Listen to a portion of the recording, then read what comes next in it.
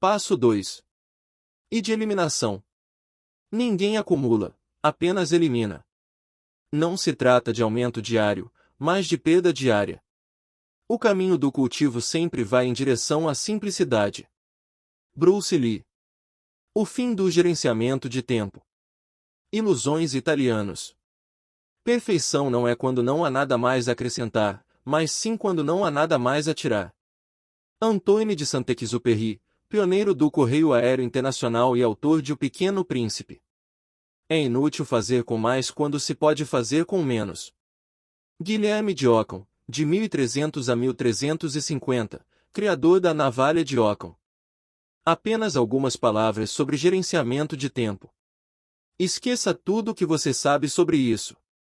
Especificamente, você não deveria tentar fazer mais a cada dia, tentar preencher cada segundo com algum tipo de trabalho compulsivo. Levei muito tempo para perceber isso. Eu gostava bastante do método de resultados por quantidade. Estar ocupado é frequentemente usado como pretexto para evitar as poucas ações criticamente importantes, porém bastante desconfortáveis. As opções para se inventar ocupações são quase infinitas. Ligar para algumas centenas de possíveis, porém improváveis, clientes, reorganizar seus contatos do Outlook, passear pelo escritório requisitando documentos de que você não precisa ou ficar brincando com seu BlackBerry por algumas horas, quando deveria estar fazendo o que é prioridade. Na verdade, se você quiser progredir no mundo corporativo americano, considerando-se que nunca se checa realmente o que você está fazendo, sejamos francos, apenas fique andando pelo escritório com um celular no ouvido e carregando papéis. Vejam, eis o funcionário ocupado. Deem a ele um aumento. Infelizmente para o CNR, esse comportamento não vai tirá-lo do escritório nem pô-lo num avião para o Brasil, menino mau. Bata em você mesmo com um jornal dobrado e pare de agir assim. Fora isso, há uma opção muito melhor, que fará mais do que simplesmente melhorar seus resultados. Ela vai multiplicá-los. Acredite ou não, não é apenas possível conseguir mais fazendo menos, é imperativo. Entre no mundo da eliminação. Como você usará a produtividade? Agora que definiu o que quer fazer com o seu tempo, você tem que arrumar tempo livre. O truque, é claro, é fazer isso, mas manter ou aumentar sua renda. A intenção deste capítulo, e o que você vai conseguir se seguir as instruções, é aumentar a sua produtividade pessoal em algo entre 100% e 500%. Os princípios são os mesmos para empregados e empresários, mas os objetivos desse aumento de produtividade são completamente à distância. Primeiro, o empregado. Alguém que trabalha como funcionário aumenta sua produtividade para aumentar seu poder de barganha com dois objetivos simultâneos: conseguir aumentos e um acordo de trabalho remoto. Lembre-se de que, como vimos no primeiro capítulo deste livro, o processo geral de juntar-se aos novos ricos é o DEAL, nessa ordem, mas empregados que queiram permanecer empregados por enquanto precisariam implementar o processo na ordem DEAL. A razão disso tem a ver com o ambiente de trabalho. Eles precisam se liberar do escritório antes que possam trabalhar 10 horas por semana, por exemplo, porque a expectativa nesse tipo de ambiente é que você esteja em movimento constante das 9 às 5. Mesmo que produza o dobro dos resultados que produzia antes, se você estiver trabalhando um quarto das horas que seus colegas trabalham, há uma boa chance de você receber um cartão vermelho. Mesmo que esteja trabalhando 10 horas por semana e produzindo o dobro do que produzem as pessoas que trabalham 40, a exigência coletiva será que você trabalhe 40 horas por semana e produza 8 vezes mais do que os outros. Isso é um círculo vicioso e você quer evitá-lo. Daí a necessidade de liberação primeiro. Se você é um empregado, este capítulo aumentará seu valor e tornará mais difícil para a empresa demiti-lo do que aumentar seu salário e permitir que você trabalhe fora do escritório. Esse é seu objetivo. Uma vez que você consiga trabalhar longe do escritório, poderá evitar horas gastas com interferências burocráticas e usar o tempo livre restante para cumprir seus cronogramas para realizar seus sonhos. Os objetivos de quem tem seu próprio negócio são menos complexos, uma vez que ele é normalmente o beneficiário direto do aumento da lucratividade. O objetivo passa a ser diminuir a quantidade de trabalho ao mesmo tempo que as receitas aumentam. Isso acertará as condições para substituir você pela automação, que por sua vez permite a liberação. Para ambos os caminhos, algumas definições estão na fila. Ser eficaz versus ser eficiente. Eficácia é fazer as coisas necessárias para deixá-lo mais próximo de seus objetivos. Eficiência é fazer uma determinada tarefa, seja importante ou não, da forma mais econômica possível. Ser eficiente, sem relação com a eficácia, é a regra geral do universo. Eu consideraria o melhor vendedor porta a porta eficiente, isto é, refinado e excelente nas vendas porta a porta, sem perder tempo, mas intrinsecamente ineficaz. Ele venderia muito mais usando um veículo melhor como e-mail ou correspondência. Isso também é verdade para a pessoa que checa seus e-mails 30 vezes por dia e desenvolve um sistema elaborado de pastas e técnicas sofisticadas para fazer cada um daqueles espasmos cerebrais se moverem o mais rápido possível. Eu era um especialista em tais enrolações. São eficientes em um nível perverso, mas longe de ser eficazes. Aqui há dois truísmos para ficar em sua cabeça.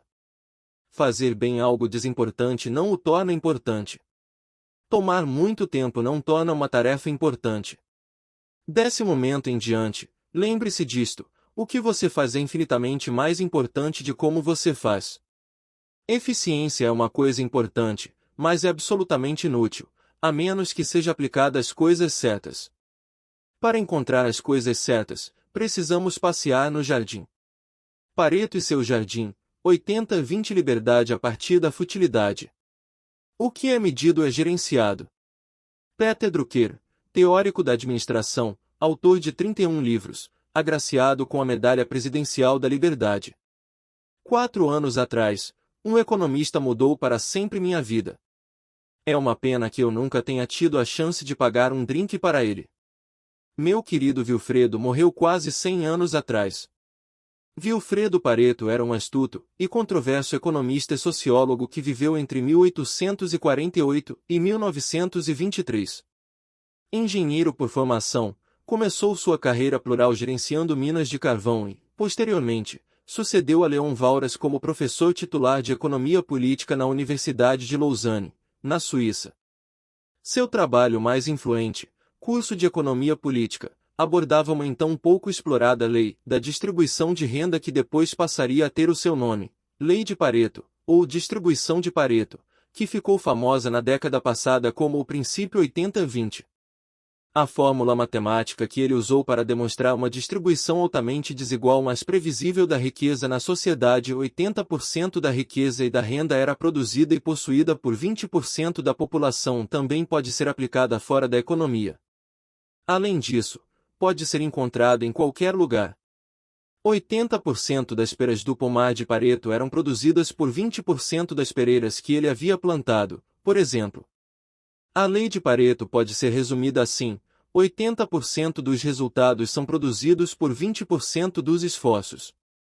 Formas alternativas de se enunciar isto, dependendo do contexto, são: 80% das consequências decorrem de 20% das causas, 80% dos resultados vêm de 20% do tempo gasto em esforço, 80% dos lucros de uma empresa vem de 20% dos produtos e dos clientes, 80% de todos os ganhos da bolsa de valores são percebidos por 20% dos investidores e por 20% de um portfólio pessoal. Essa lista é infinitamente longa e diversa, e a proporção frequentemente buscada é ainda mais severa: 90-10, 95-5 e até mesmo 99-1 não são incomuns, mas a proporção mínima a ser buscada é 80-20. Quando me deparei, certa noite, com o trabalho de Pareto, eu vinha trabalhando como um escravo por 15 horas por dia, 7 dias por semana, sentindo-me completamente exausto e num beco sem saída. Eu acordava antes do sol nascer para ligar para a Inglaterra, cuidava dos negócios com os Estados Unidos durante o horário comercial e trabalhava até quase meia-noite para poder ligar para o Japão e para a Nova Zelândia. Estava preso em um trem sem freios e colocava mais carvão na fornalha por falta de opção melhor. Entre um desastre inevitável e testar as ideias de Pareto, optei pela segunda alternativa. Na manhã seguinte, Comecei a dissecar minha empresa e minha vida pessoal sob a ótica de duas perguntas. Quais os 20% de causas responsáveis por 80% dos meus problemas e de minha infelicidade? Quais 20% de causas responsáveis por 80% dos meus resultados positivos e de minha felicidade?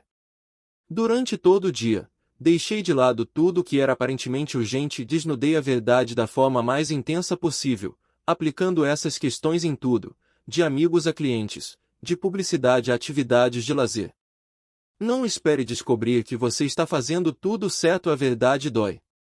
O objetivo é descobrir suas ineficiências, de modo a eliminá-las, e descobrir seus pontos fortes, para que possa multiplicá-los. Nas 24 horas seguintes, tomei várias decisões simples, porém emocionalmente difíceis, que literalmente mudaram minha vida para sempre e permitiram o estilo de vida que eu tenho hoje. A primeira decisão que tomei foi um excelente exemplo do quão dramático e rápido o retorno sobre o investimento desse corte de gorduras analítico pode ser. Parei de contatar 95% dos meus clientes e eliminei 2% deles, deixando-me com 3% para analisar e duplicar. De mais de 120 clientes, meros 5 produziam 95% da minha receita. Estava gastando 98% do meu tempo atrás do restante dos clientes, enquanto os 5 supramencionados faziam pedidos regulares sem que eu ficasse ligando, tentando persuadir ou lisonjear. Em outras palavras, eu estava trabalhando porque achava que deveria trabalhar das 9 às 5. Eu não percebia que trabalhar das 9 às 5 não era o objetivo, isso era simplesmente a estrutura que a maior parte das pessoas usa, seja ela necessária ou não. Eu estava em um caso grave de trabalho pelo trabalho, a expressão mais odiada no vocabulário dos CNR. Todos os meus problemas e preocupações, e com todo, eu quero dizer 100%, vinham dessa maioria improdutiva, com exceção de 2 clientes grandes que eram simplesmente campeões mundiais da ideologia comercial de bem, aqui está um incêndio que eu comecei, agora você vai lá e apaga. Coloquei todos esses clientes improdutivos em modo passivo, se fizessem pedidos, ótimo que eles mandem um fax com a ordem de compra. Se não, eu não faria nada para estimulá-los, nada de telefonemas, e-mails, nada disso. Com isso, eu tinha que lidar com esses 2 grandes clientes, que eram criadores profissionais de problemas, mas contribuíam somente com 10% do resultado final de minha empresa naquela época. Você sempre tem alguns desses clientes, responsáveis pela incerteza que causa todos os tipos de problemas, para não falar em depressão e raiva de si mesmo. Até aquele momento, eu tinha aguentado suas ameaças, insultos, longos argumentos e invectivas, considerando os custos de se fazer negócio.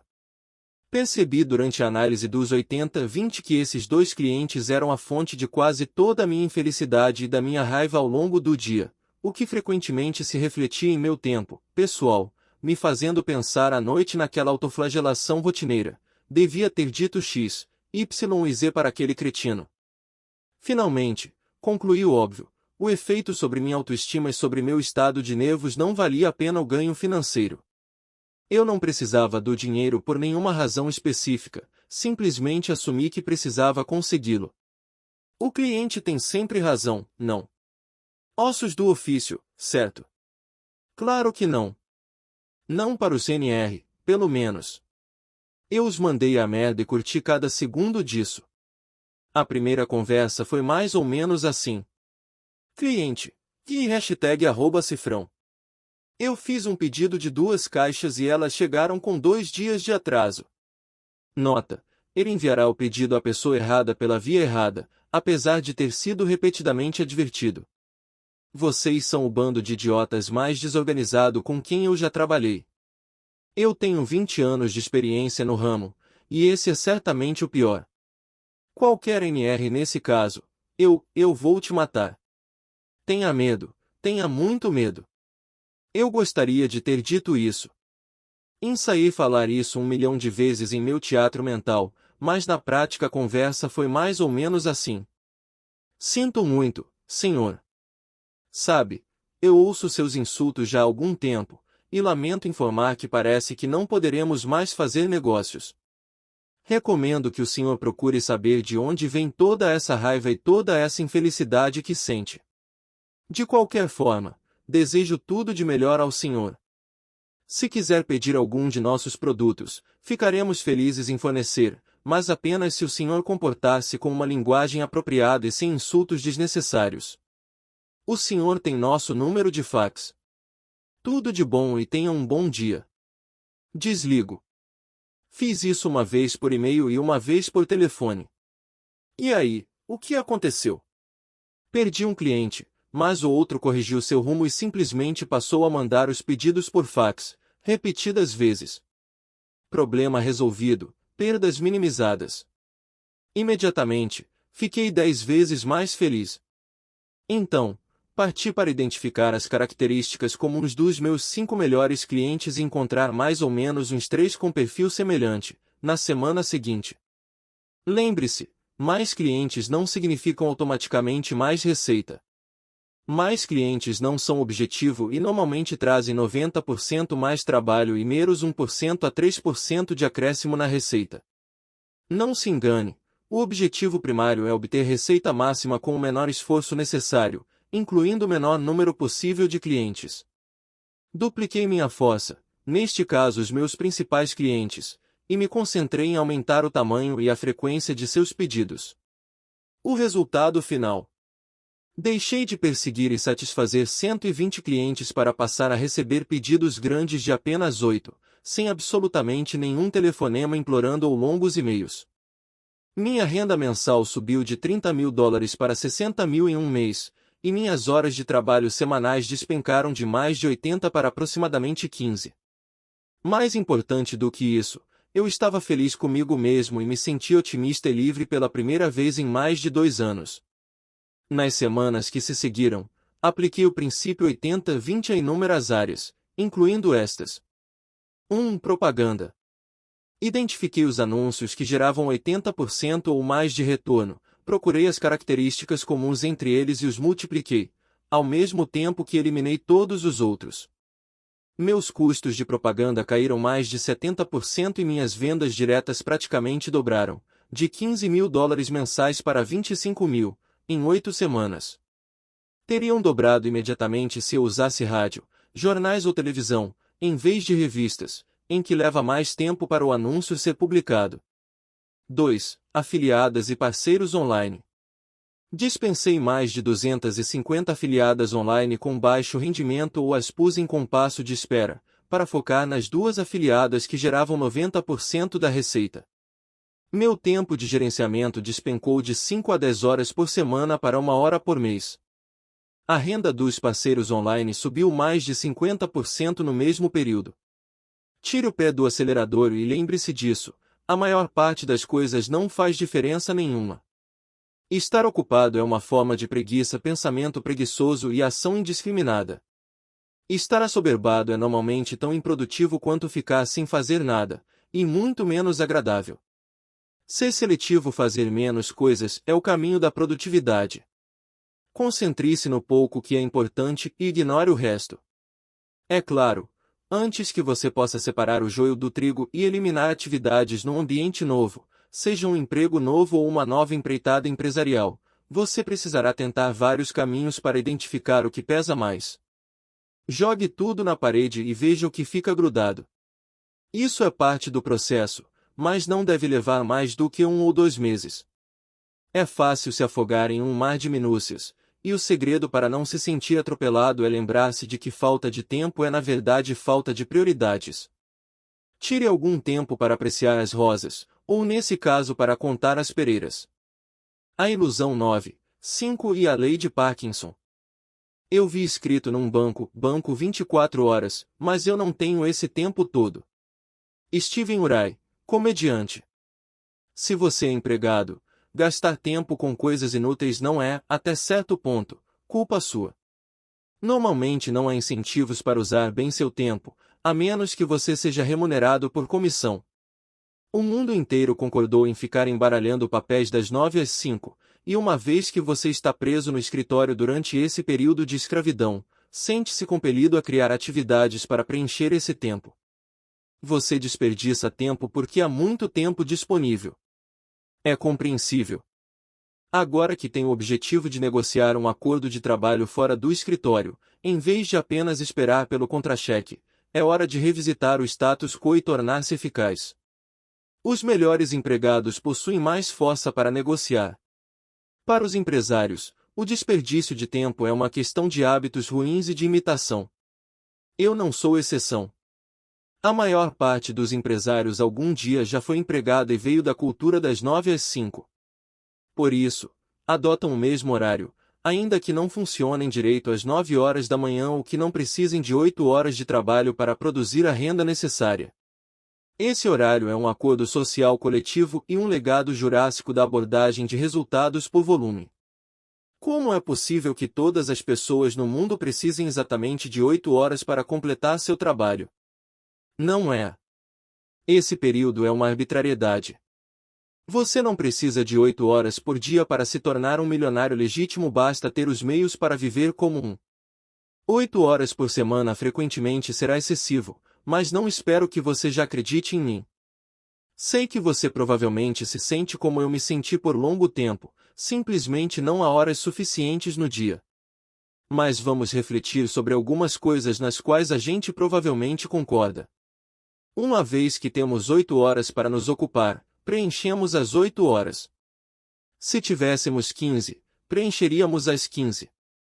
Se tivéssemos uma emergência e precisássemos sair do trabalho em 2 horas, mas com prazos a serem cumpridos, milagrosamente completaríamos todo o trabalho nessas 2 horas. Isso tudo está relacionado com uma lei que me foi apresentada por Ed Shaw na primavera do ano 2000.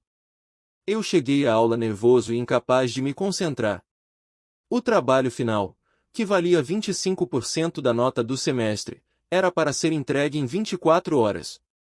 Uma das opções, a que eu escolhi, era entrevistar os executivos do alto escalão de uma empresa em início de operação e apresentar uma análise profunda do seu modelo de negócios.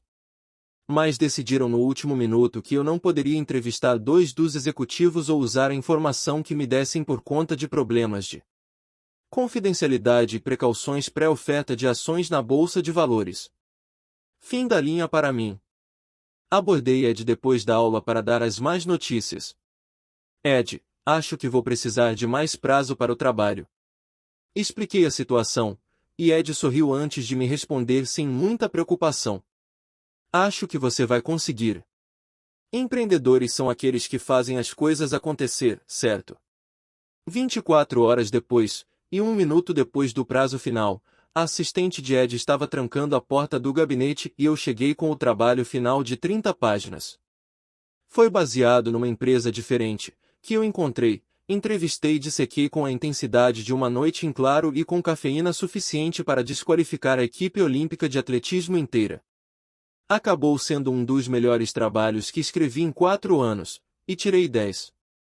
Antes de eu deixar a sala de aulas no dia anterior, Ed deu-me um conselho de despedida, a lei de Parkinson. A lei de Parkinson diz que uma tarefa aumentará de importância, a sua percepção e de complexidade em relação ao tempo alocado para sua realização. É a mágica do prazo iminente. Se eu lhe der 24 horas para completar um projeto, a pressão do tempo força-o a se concentrar na execução e você passa a não ter escolha a não ser fazer apenas o que é estritamente essencial. Se eu lhe der uma semana para fazer a mesma tarefa, são 6 dias para transformar um montinho de terra numa montanha. Se eu lhe der 2 meses, torna-se um monstro na sua cabeça. O produto final de prazos curtos é quase inevitavelmente de qualidade maior ou igual graças à concentração. Isto carrega um fenômeno curioso. Há 2 abordagens sinérgicas para aumentar a produtividade que acabam sendo inversões uma da outra.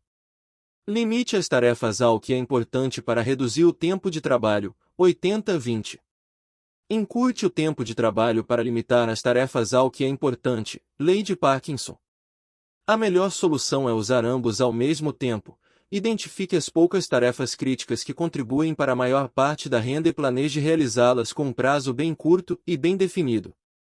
Se você não identificou as tarefas críticas para sua missão e não estabeleceu prazos inicial e final agressivos para cumpri-las, o desimportante torna-se o importante.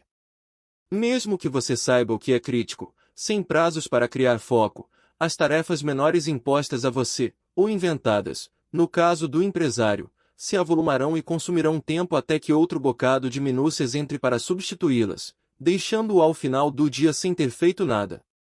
De que outra forma despachar um pacote pelo correio, marcar alguns compromissos e checar seus e-mails consumiria um dia inteiro, das 9 às 5?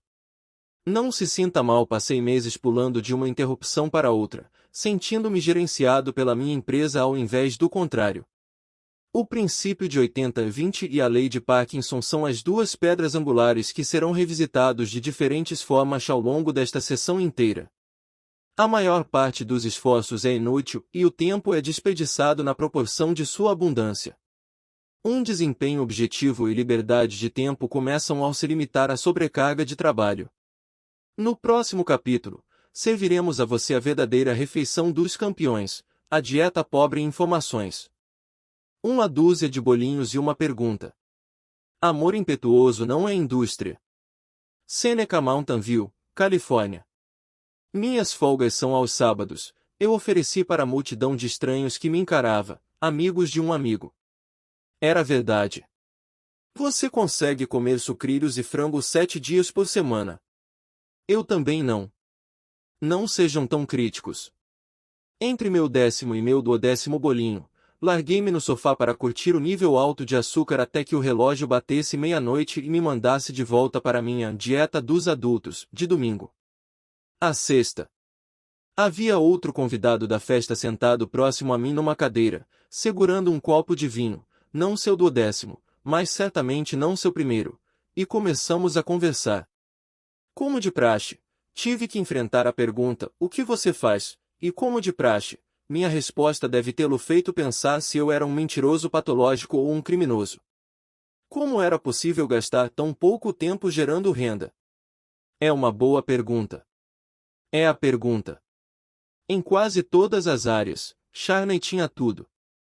Tinha um casamento feliz, um filho de 2 anos e outro previsto para nascer em 3 meses. Era um vendedor bem-sucedido de tecnologia, ainda que quisesse ganhar mais $500 mil por ano, como todos querem, suas finanças eram sólidas.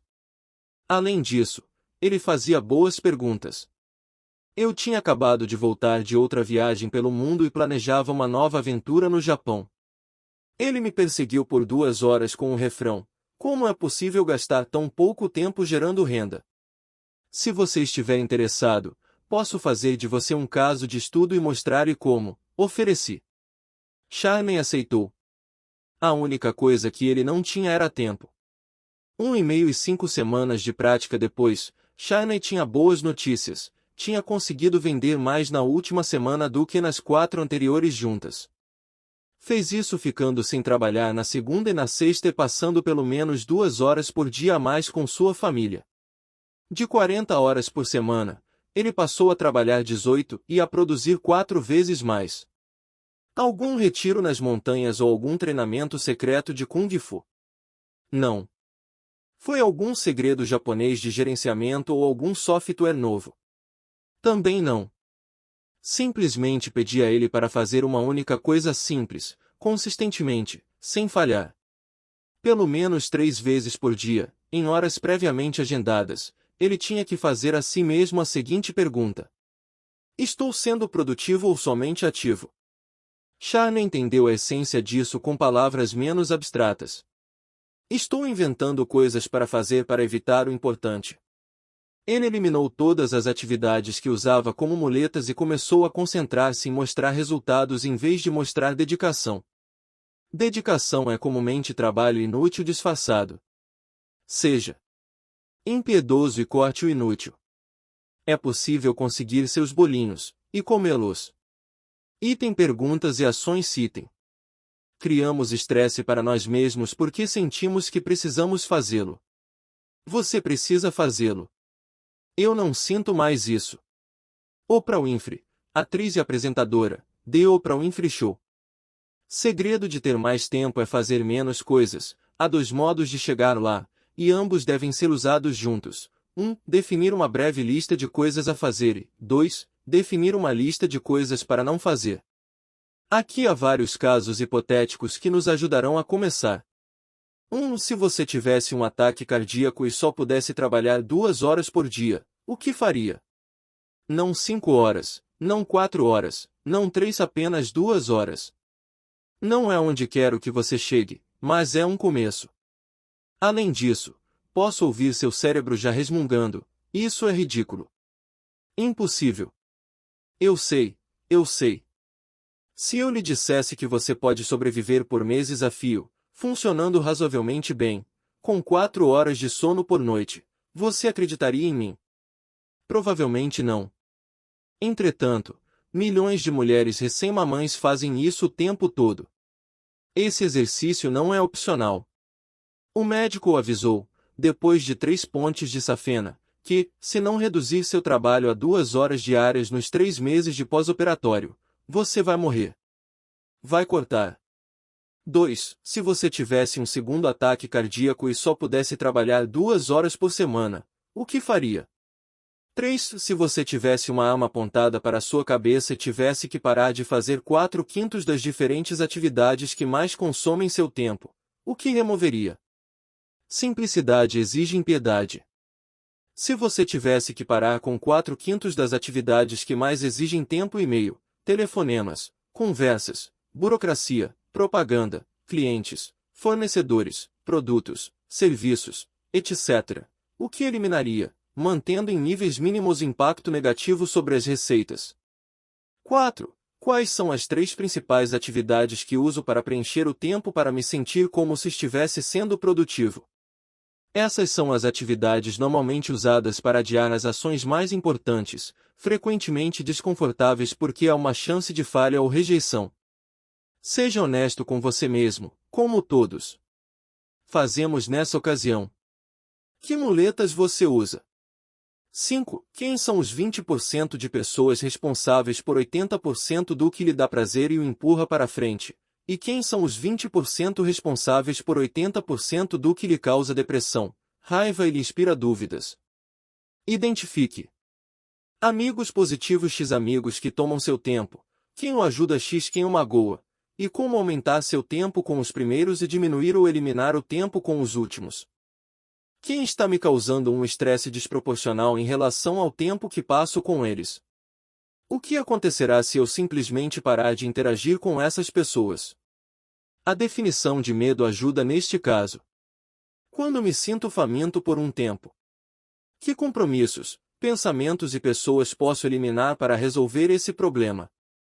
Não são necessários números exatos para perceber que passamos muito tempo com pessoas que nos envenenam com pessimismo, preguiça e baixas expectativas em relação a elas mesmas e ao mundo. Nesses casos, você precisa se livrar de certos amigos ou se afastar de determinados círculos sociais para ter a vida que você deseja. Isso não é ser cruel, e sim prático. As pessoas tóxicas não merecem seu tempo. Pensar o contrário é masoquismo. A melhor maneira de lidar com um potencial rompimento é simples: seja sincero, mas use muito tato para expor suas preocupações. Se reagirem com uma resposta atravessada, suas conclusões estão confirmadas. Descarte-as como descartaria um hábito ruim. Se prometerem que vão mudar, fique longe por pelo menos 2 semanas para desenvolver outras influências positivas e diminuir a dependência psicológica. Depois disso, o período de teste deve ter uma duração determinada, com critérios para a eliminação definitiva. Se você acha que essa abordagem é muito agressiva, recuse-se educadamente a interagir com essas pessoas. Diga que está fazendo alguma coisa quando o telefone tocar, diga que já tem um compromisso marcado quando o convite for feito. Quando você começar a sentir os benefícios do afastamento, será mais fácil romper de uma vez. Não vou mentir. É muito ruim. Dói como quando você arranca uma farpa. Mas você é a média das 5 pessoas com quem mais convive, por isso não subestime os efeitos dos amigos pessimistas, desorganizados e sem ambição. Se alguém não estiver fazendo com que você se torne mais forte, é porque está fazendo com que fique mais fraco. Arranque as lascas e irá se agradecer por isso. 6. Aprenda a perguntar-se: se essa for a única coisa que eu fizer hoje, ficarei satisfeito com meu dia. Nunca chegue ao seu escritório, ou à frente do seu computador, sem uma lista clara de prioridades. Você apenas lerá e-mails irrelevantes e bagunçará seu cérebro pelo resto do dia. Compile sua lista de coisas a fazer amanhã impreterivelmente até hoje de noite. Não recomendo usar o Outlook ou listas computadorizadas, porque é possível acrescentar um número infinito de itens. Eu uso uma folha de papel dobrada 3 vezes, que cabe perfeitamente no bolso e limita o espaço a apenas alguns poucos itens.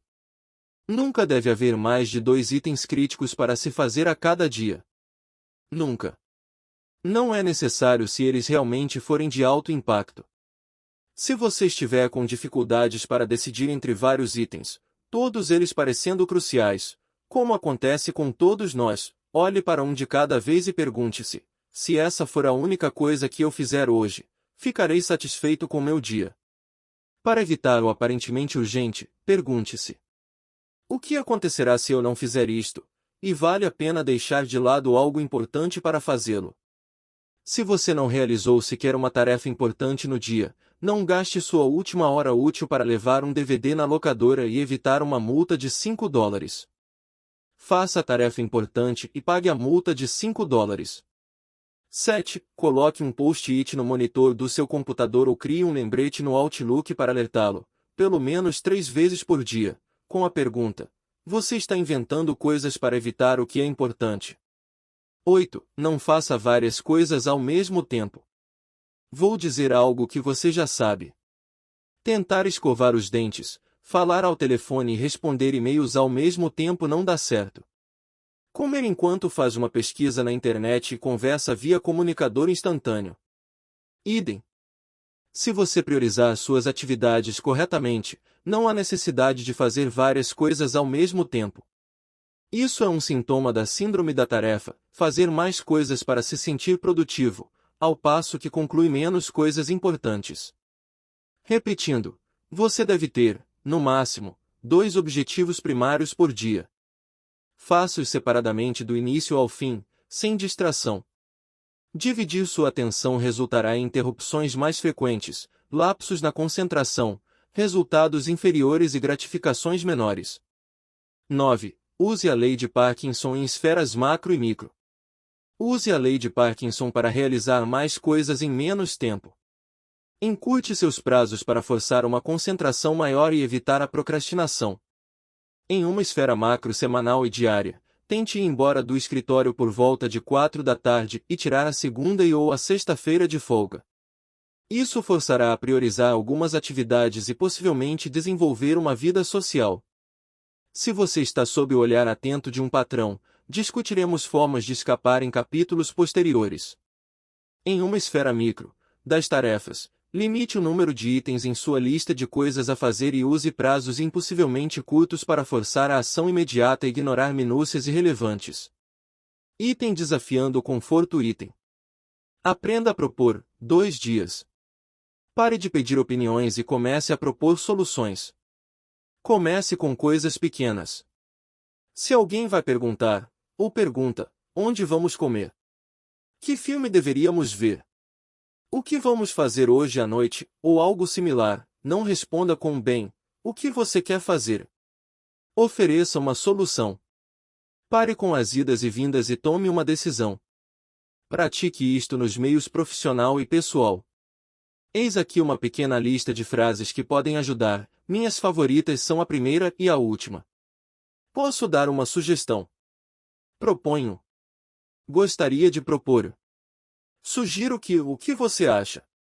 Vamos tentar, e depois a gente tenta outra coisa. Se não der certo. Projeto de vida na prática. Sou um músico que leu seu livro por recomendação de Derek Sivers da CD Baby. Aplicando a lei de Pareto, percebi que 78% dos meus downloads eram de apenas um dos meus CDs e que 55% de toda a minha receita com downloads vinha de apenas 5 músicas. Isso mostrou o que é que meus fãs buscavam e me permitiu mostrar isso no meu site. Downloads são o caminho a seguir. O iTunes vende a música, e a CD Baby faz o depósito diretamente na minha conta. Totalmente automatizado uma vez feita a gravação. Em alguns meses posso viver só da renda dos downloads. Depois que eu terminar de pagar a dívida, não deverá ser problema viajar como artista e conquistar novos fãs por todo o mundo e ter um fluxo de renda cibernético. Victor Johnson. Como terceirização de suas operações bancárias, qualquer empresa que precise receber cheques deveria considerar o uso de uma caixa postal. Todos os bancos oferecem esse serviço. Todos os cheques vão para uma caixa postal no banco, que faz a compensação e o depósito em conta corrente, de acordo com suas instruções. Eles podem mandar um arquivo com a relação de todos os cheques depositados. Isso pode ser feito em uma planilha de Excel ou em qualquer outro programa com interface para qualquer programa de contabilidade simples, compatível com Quicken ou SAP, algo bem econômico. Anônimo. A dieta pobre em informação. Cultivando ignorância seletiva. O que a informação consome é bastante óbvio, consome a atenção do receptor. Daí, uma riqueza de informação cria uma pobreza de atenção e uma necessidade de alocar eficientemente atenção em meio a uma superabundância de fontes de informação que podem consumi-la. Herbert Simon, vencedor do Prêmio Nobel de Economia I e do A.M. Turing Award, o Prêmio Nobel da Ciência da Computação. Ler, depois de uma certa idade, diverte a mente muito além do seu potencial criativo. Qualquer homem que leia muito e use pouco seu próprio cérebro cai em hábitos preguiçosos de pensar. Albert Einstein. Espero que você esteja sentado. Tire o sanduíche da boca para não engasgar. Tape os ouvidos das crianças. Eu vou lhe dizer algo que aborrece muitas pessoas. Nunca assisti ao noticiário e só comprei um único jornal nos últimos 5 anos, no aeroporto de Stansted, em Londres, e apenas porque ele me dava desconto para comprar uma Pepsi Diet. Eu até reivindicaria ser Amish, mas da última vez que chequei, Pepsi não estava no cardápio. Que obsceno! E ainda digo ser um cidadão informado e responsável. Como me mantenho atualizado sobre as coisas que estão acontecendo? Responderei tudo isso, mas espere, isso ainda fica melhor. Checo meus e-mails profissionais durante 1 hora cada segunda-feira, e nunca checo as mensagens de voz quando estou viajando. Nunca mesmo. Mas e se alguém tiver uma emergência? Isso não acontece. Meus contatos agora sabem que não atendo a emergências, então as emergências de alguma forma não acontecem ou não chegam até mim. Problemas, via de regra, resolvem-se sozinhos ou desaparecem caso você se elimine como gargalo de informação ou delegue poderes a outros. Cultivando ignorância seletiva. Há várias coisas em que um homem sábio gostaria de ser ignorante. Ralph Waldo Emerson, de 1803 a 1882. Deste ponto em diante, proporei que você desenvolva a incomum habilidade de ser seletivamente ignorante. A ignorância pode ser incrível, mas também é muito prática. É imperativo que você aprenda a ignorar ou a redirecionar todas as informações e interrupções irrelevantes, desimportantes ou impraticáveis. A maior parte se enquadra nas 3 categorias. O primeiro passo é desenvolver e manter uma dieta pobre em informações. Assim como o homem moderno consome muitas calorias e também calorias de pouco valor nutritivo, quem trabalha com informação consome dados em excesso e das fontes erradas. O projeto de vida é baseado em ações em massa resultados. Elevar os resultados exige reduzir os esforços. A maior parte das informações gasta o seu tempo, é negativa, irrelevante para seus objetivos e fora do seu âmbito de influência.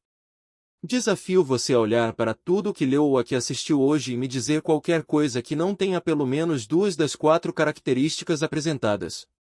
Eu leio as manchetes das primeiras páginas nas bancas de jornal enquanto caminho até o restaurante onde almoço, todos os dias, e nada mais. Em 5 anos, nunca tive um único problema por causa dessa ignorância seletiva. Você ainda ganha algo novo para perguntar ao resto da população no lugar da conversinha miúda. E aí, o que está rolando no mundo? E, se for tão importante, você vai ouvir as pessoas falando sobre isso.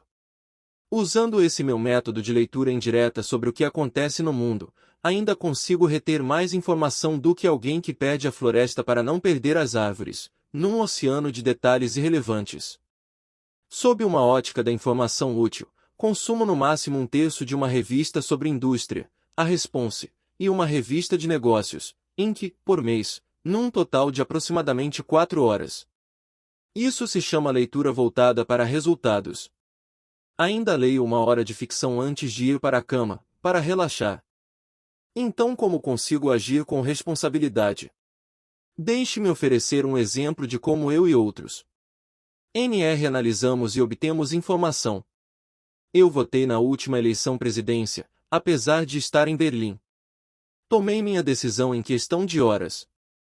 Primeiro, mandei e-mails para amigos nos Estados Unidos, com bom nível educacional, que tinham valores parecidos com os meus, perguntando a eles em quem votariam e por quê. Segundo, julgo as pessoas baseado em suas ações, não em suas palavras. Então, perguntei a amigos em Berlim, que tinham uma visão menos influenciada pela propaganda midiática americana, como eles julgavam os candidatos, com base em seu comportamento histórico. Por último, assisti aos debates da campanha. Foi assim. Deixei pessoas em quem confio sintetizarem centenas de horas e milhares de páginas de mídia para mim. Foi como ter dúzias de assistentes pessoais, e eu não tive que pagar sequer um centavo a eles. Isso é apenas um exemplo. Você pode dizer, mas e se você precisar aprender a fazer algo que seus amigos nunca fizeram? Como, por exemplo, vender um livro para o maior editor do mundo, sendo um autor de primeira viagem? Que bom que você perguntou. Eis as duas abordagens que usei. Peguei um entre dúzias de livros, baseando minha escolha pelas resenhas dos leitores e pelo fato de que outros autores já haviam feito o que eu queria fazer. Se o que se almeja é do tipo, como fazer algo, eu leio apenas relatos que sejam como eu fiz isso, autobiográficos. Não vale a pena perder tempo com especuladores ou com postulantes. Utilizando o livro para gerar perguntas inteligentes e específicas, contatei 10 dos principais autores e agentes no mundo via telefone e e-mail, com uma taxa de resposta de 80%. Li apenas as partes do livro que eram relevantes para os passos imediatamente próximos, o que levou 2 horas. Desenvolver um modelo de e-mail e de roteiro de conversa telefônica levou mais ou menos 4 horas, e os e-mails e telefonemas na prática levaram menos de 1 hora. Essa forma de contato pessoal não só é mais eficaz e mais eficiente do que toneladas de informação, mas também me fez conseguir aliados de peso e mentores, necessários para conseguir vender este livro. Redescubra o poder da esquecida habilidade chamada conversa. Ela sempre funciona. Novamente, menos é mais. Como ler 200% mais rápido em 10 minutos? Haverá horas em que, é verdade, você precisará ler. Eis aqui 4 dicas simples que reduzirão o dano e aumentarão sua velocidade de leitura em pelo menos 200% sem nenhuma perda de compreensão. 1. 2 minutos. Use uma caneta ou um dedo para correr sob cada linha lida o mais rapidamente possível. Durante a leitura, você faz uma série de saltos visuais, chamados sacadas, e usar um guia visual evita regressão. 2. 3 minutos. Comece a ler cada linha focando na terceira palavra a partir da primeira, e termine cada linha focando na terceira palavra a partir da última. Isso faz com que você use sua visão periférica que, de outra forma, é desperdiçada focando apenas as margens. Por exemplo, mesmo se as palavras em destaque na frase a seguir forem seus pontos focais inicial e final, a frase toda é lida, mas agora fazendo menos movimentos com os olhos. Era uma vez um viciado em informação que decidiu se desintoxicar. Aproxime-se do centro cada vez mais conforme for ficando fácil. 3. 2 minutos. Assim que for confortável suprimir a leitura direta de 3 ou 4 palavras de cada lado, tente fixar a visão apenas 2 vezes por linha, na primeira e na última palavra que você destacar. 4. 3 minutos. Pratique ler o mais rápido que conseguir sem prejudicar a compreensão, mas utilizando boa técnica, as 3 acima, por exemplo, por 5 páginas, para encontrar uma velocidade confortável de leitura.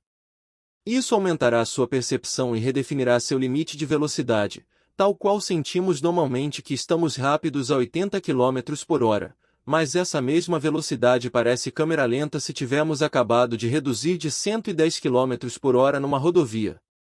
Para calcular sua velocidade de leitura, em palavras por minuto, ppm, e consequentemente seu progresso, em um determinado livro, some o número de palavras em 10 linhas e divida por 10, para ter a média de palavras por linha. Multiplique este valor pelo número de linhas por página e você terá um número médio de palavras por página. Agora é simples. Se você inicialmente lia 1,25 página por minuto em uma média de 330 palavras por página, isso significa que você lia 412,5 palavras por minuto.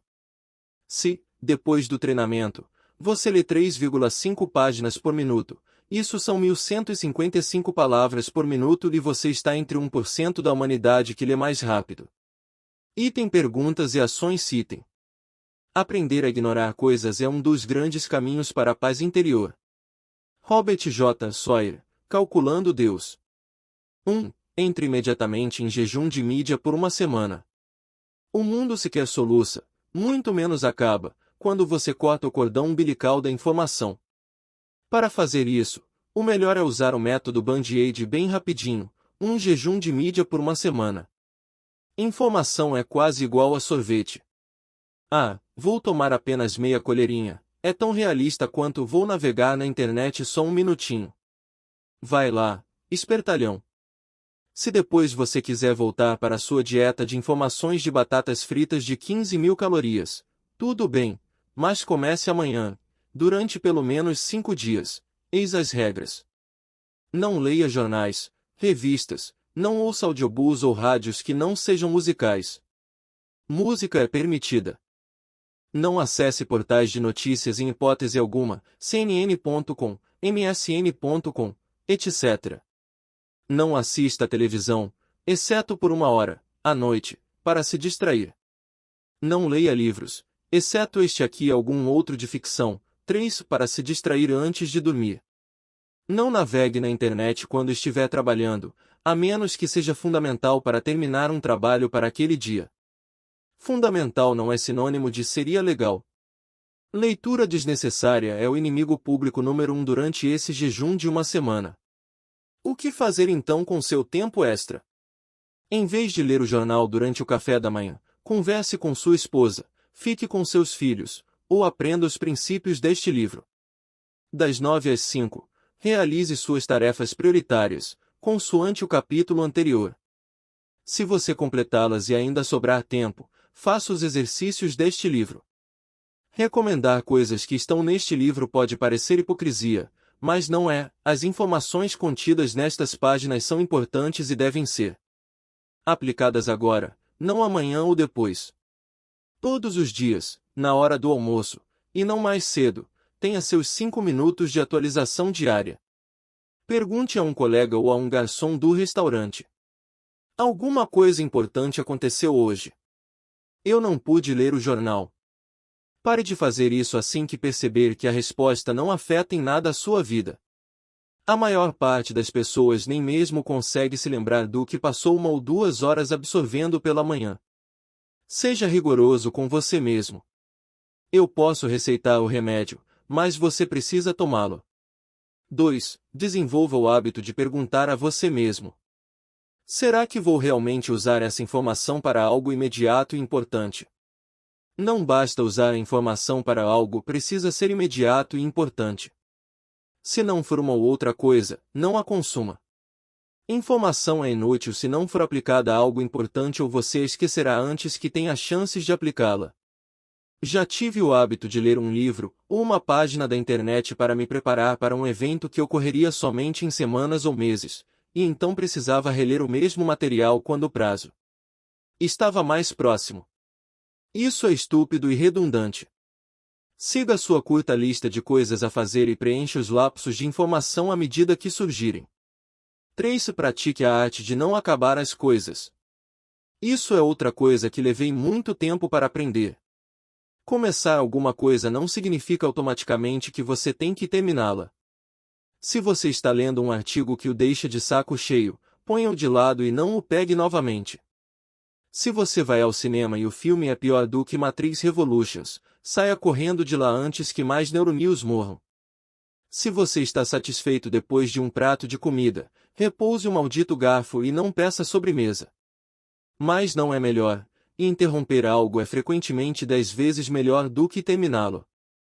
Desenvolva o hábito de não acabar o que for chato ou improdutivo, a menos que seu chefe mande você terminar. Item desafiando o conforto. Item. Conseguir números de telefones, 2 dias. Assegurando manter olhos nos olhos, peça o número do telefone de pelo menos 2. Quanto mais você tentar, mais fácil se tornará. Pessoas atraentes do sexo oposto, a cada dia. Moças, isso significa que vocês também estão no jogo, e não importa se vocês tiverem 50 anos ou mais. Lembrem-se de que o verdadeiro objetivo não é conseguir os números, mas vencer o medo de perguntar, de modo que o resultado não é importante. Se você está num relacionamento, simplesmente descarte os números quando os conseguir. Vá a um shopping center. Se quiser adquirir alguma prática rapidamente, é o que eu prefiro para vencer o desconforto com agilidade e coloque como meta abordar 3 pessoas em seguida, em no máximo 5 minutos. Sinta-se à vontade para usar alguma variação do seguinte roteiro. Com licença. Eu sei que isso vai parecer estranho, mas, se eu não perguntar agora, vou ficar martelando o resto do dia. Estou correndo para ir encontrar um amigo e isto é, eu tenho amigos e não sou um tarado, mas achei você realmente extremamente, incrivelmente linda, maravilhosa, gostosa. Você me daria seu telefone? Não sou um psicopata, garanto. Pode me dar um número falso se não estiver interessada. Interrompendo as interrupções e a arte da recusa. Pense com independência. Seja um enxadrista, não as peças do xadrez. Ralph Charel. Reuniões são uma atividade viciante e altamente autoindulgente que as corporações e outras organizações habitualmente adotam apenas porque, na prática, não podem masturbar-se. Dave Belry, humorista americano e vencedor do Prêmio Pulitzer. Primavera de 2000, Princeton, Nova Jersey. 13h35. Acho que entendo. Continuando. No próximo parágrafo, ele diz que eu tinha detalhado as notas e não queria perder um único ponto sequer. 15h45. Ok. Isso faz sentido, mas se olharmos no exemplo seguinte, fiz uma pequena pausa, no meio da frase. O professor assistente estava com ambas as mãos no rosto. Tim, vamos parar por aqui. Vou me lembrar desses pontos. Ele já estava cheio. Eu também, mas sabia que teria que fazer isso apenas mais uma vez. Os meus 4 anos de faculdade, eu tinha uma política. Se recebesse qualquer nota inferior a 10 no primeiro trabalho ou na primeira prova que não fosse de múltipla escolha, em uma determinada matéria, levaria 2 ou 3 horas de perguntas ao gabinete do professor e não sairia de lá até que tivesse respondido a todas elas ou parado por exaustão. Isso servia para 2 coisas importantes. Eu descobria exatamente como os professores corrigiam os trabalhos, incluindo seus preconceitos e aborrecimentos. 2. O professor pensaria melhor em me dar uma nota menor do que 10. Nunca cogitaria me dar uma nota ruim se não tivesse razões excepcionais para isso, já que sabia que eu viria bater à sua porta para outra visita de 3 horas. Aprenda a ser difícil quando for preciso. Na escola, como na vida, ter uma reputação de assertivo vai ajudá-lo a receber tratamento preferencial sem ter que implorar ou lutar por isso a toda hora. Recorde-se dos seus dias no parquinho. Sempre havia um garoto grande e gordo e incontáveis vítimas, mas também havia aquele moleque pequenino que brigava bem, batendo e correndo. Ele poderia não ganhar a briga, mas, depois de 1 ou 2 tentativas cansativas, o gordo escolhia não incomodá-lo. Era mais fácil achar outro garoto. Seja aquele moleque. Fazer o que é importante e ignorar o que é trivial é difícil porque parece que a maior parte do mundo conspira para impor merdas a você. Felizmente, algumas simples mudanças de rotina fazem com que incomodá-lo seja mais trabalhoso do que deixá-lo em paz. É hora de parar com os abusos de informação. Nem todos os demônios são criados da mesma forma. Uma interrupção é qualquer coisa que impede o término de uma tarefa importante, e há três tipos principais de infratores.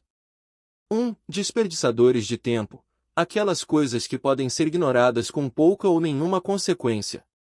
Entre os desperdiçadores de tempo estão incluídos reuniões, discussões, telefonemas e e-mails desimportantes. 2. Consumidores de tempo. Tarefas repetitivas ou pedidos de coisas que precisam ser feitas mais frequentemente interrompem trabalhos de grande importância. Eis alguns que você deve conhecer bem: ler e responder e-mails, fazer e retornar telefonemas, burocracia de clientes, status de pedidos, assistência técnica, etc., relatórios financeiros ou de vendas, mensagens pessoais, todas ações e tarefas necessárias e repetidas.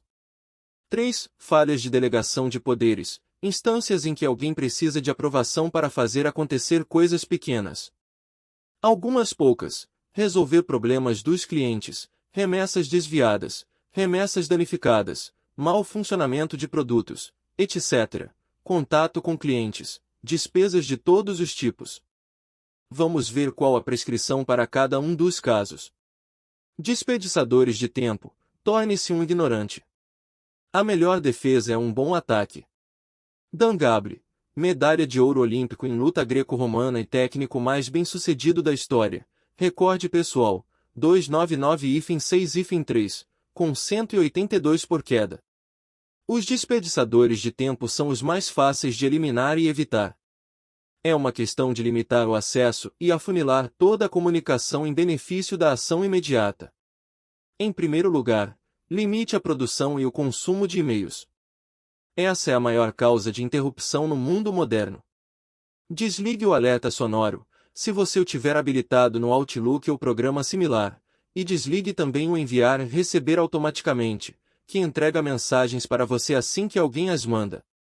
Confira seus e-mails 2 vezes por dia, uma vez ao meio-dia, ou logo depois do almoço, e novamente às 4 horas da tarde. Meio-dia e 4 da tarde são horários em que é mais provável que você tenha recebido respostas para os e-mails que você porventura tenha enviado.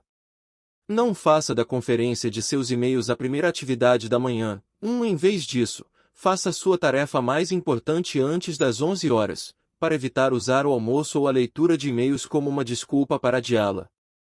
Antes de implementar sua rotina de 2 vezes ao dia, você deve criar um e-mail de resposta automática, que treinará seu patrão, seus colegas, fornecedores e clientes a ser mais eficazes. Recomendo que você não peça permissão para implementar isso. Lembre-se de um dos nossos 10 mandamentos: peça desculpas, não peça autorização. Se isso lhe der palpitações, fale com seu supervisor imediato e proponha experimentar esse método nos próximos dias.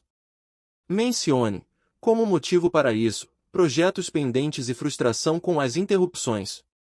Sinta-se à vontade para colocar a culpa no spam ou em alguém de fora do escritório. Eis aqui um simples modelo de e-mail que pode ser usado. Olá, amigos ou estimados colegas. Por conta da elevada carga de trabalho, passo a checar e responder e-mails 2 vezes ao dia, ao meio-dia e às 4 da tarde. Se você precisa de algo urgente, por favor, assegure que seja urgente, que não pode esperar até um dos horários definidos. Por favor, contate-me por telefone, no número 55 55 55 55 55. Obrigado por compreender esta iniciativa em busca de mais eficiência e eficácia. Isso me ajuda a fazer mais coisas para servi-los melhor. Atenciosamente, Tim Ferriss. Item. Passe a fazê-lo uma vez por dia, assim que possível. Emergências dificilmente ocorrem com mais frequência do que isso. As pessoas são péssimas juízas de importância e ficam inflando detalhes para preencher o tempo e se sentir importantes. Essa auto-resposta é uma ferramenta que não só não diminui a eficiência, mas também força as pessoas a reavaliarem as razões que têm para interrompê-lo e ajuda-as a diminuir o contato improdutivo, que desperdiça tempo. Inicialmente, fiquei apavorado com a possibilidade do desastre de perder pedidos e convites importantes, assim como você deve estar ao ler estas recomendações. Nada aconteceu. Arrisque e conserte-os. Pequenos acidentes pelo caminho. Para um exemplo extremo de autorresposta pessoal que nunca motivou reclamações e me permite checar os e-mails apenas uma vez por semana, mande uma mensagem para timothy@branquiquim.com. Foi revisada e aprimorada ao longo de 3 anos e funciona como hipnose. O segundo passo é peneirar as chamadas recebidas e limitar as efetuadas. 1. Use 2 números de telefone se possível, um comercial, para as chamadas não urgentes, e um celular para as urgentes. Também podem ser 2 celulares, ou a linha para as não urgentes pode ser um número de telefone baseado na internet, que redirecione as chamadas para uma caixa de mensagens online, www.skype.com, por exemplo. Use o celular cujo número consta no e-mail de autorresposta e atenda-o todas as vezes que chamar, a menos que seja uma chamada não identificada ou que seja uma chamada que você não queira atender. Se estiver em dúvida, deixe cair na caixa de mensagens e ouça o recado imediatamente, para avaliar sua importância. Se puder esperar, que espere. Quem interrompe precisa aprender a esperar.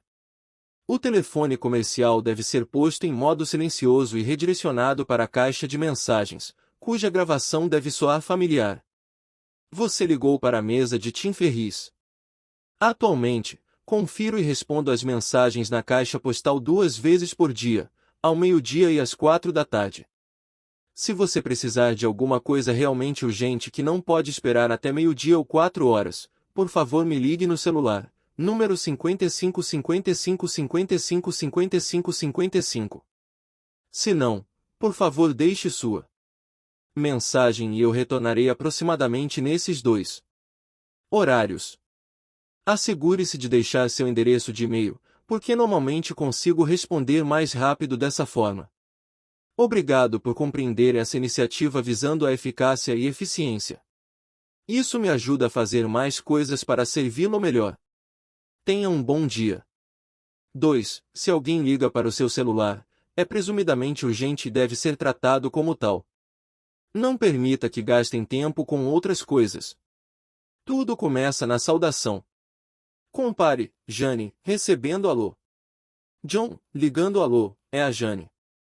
Jane, sim, sou eu. John, oi, Jane, aqui é o John. Jane, oi, John. Como vai?